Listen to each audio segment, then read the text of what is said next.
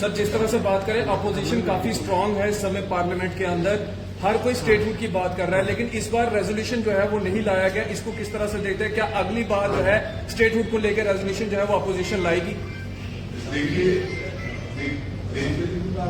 Parliament की देखिए, हमारे एआईसीसी सेशन में गुजरात में हम लोगों ने हमारे पॉलिटिकल रेजोल्यूशन में इसको इंक्लूड किया है कि स्टेटहुड, बिल्कुल statehood, nothing less than statehood देना चाहिए जम्मू कश्मीर के लोगों के।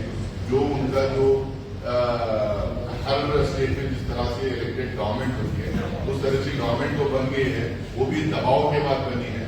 वो भी बहुत सारा पार्लियामेंट में हंगामा होने के बाद बाहर हम लोगों ने उस इशू को उठाने के बाद इलेक्शन उन्होंने करवाया है, लेकिन इलेक्शन में सीमित नहीं हो सकती। इलेक्टेड गवर्नमेंट को पावर होना चाहिए, सेल्फ मतलब अपने आप को रूल करने के लिए स्टेटहुड होना चाहिए और फेडरल स्ट्रक्चर में सेंटर का कंप्लीट सपोर्ट होना चाहिए। एडवर्टाइजमेंट देते रहेंगे। और जो बीजेपी है उन्होंने कहा कि 2 करोड़ का उन्होंने उनको एडवर्टाइजमेंट दिया। उन्होंने सीएम ने ये कहा कि ये हमारा पेपर है, हम इसको ऐड देते रहेंगे। देखिए, हर स्टेट के एडवर्टाइजमेंट देने की अपनी एक पॉलिसी होती है। वो पॉलिसी के तहत हर न्यूज़पेपर को जिसका एक्स अमाउंट ऑफ व्यूवरशिप रहता है, सर्कुलरशिप रहता है जिनकी, उसके हिसाब से वो हर स्टेट की अपनी पॉलिसी होती है, उसके तहत देंगे। अब केंद्र सरकार किसको किसको दे रही है, भाजपा शासित राज्यों में किसको किसको दे रही है, उसका थोड़ा निकाल के लाइए। आपको क्या लगता है कि अभी तो केस सब जुडिस है, तो ऐसे में वो तो मुझे उनकी पॉलिसीज के हिसाब से, उनके टेक्निकल रीजंस मुझे पता नहीं। ठीक है सर, हाँ, उन्होंने बोला कि बीजेपी ने कहा कि खून पसीने की कमाई है, हम ऐसे नहीं करने देंगे। नहीं, बीजेपी को जो है हर चीज पे आपत्ति है। बीजेपी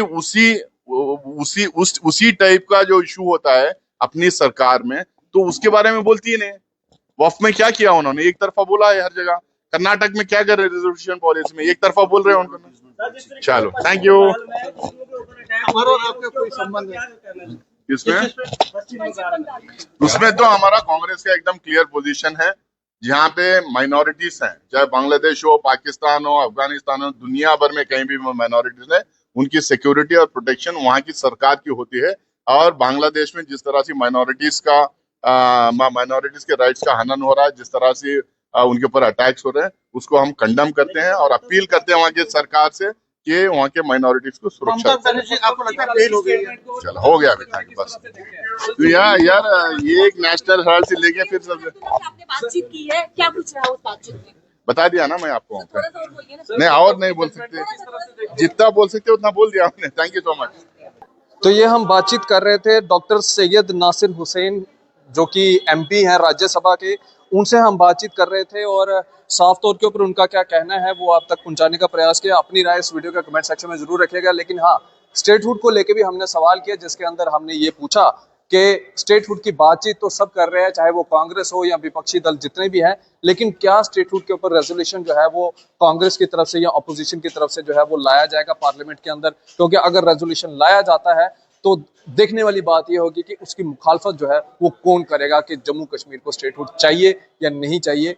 वो चेहरे जो हैं वो साफ तौर के ऊपर नजर आ जाएंगे। अपनी राय इस वीडियो के कमेंट सेक्शन में जरूर रखिएगा। इसी तरह से बढ़ रहे न्यूज़ नाउ के साथ मुझे दीजिए इजाजत। आदाब, अस्सलाम वालेकुम।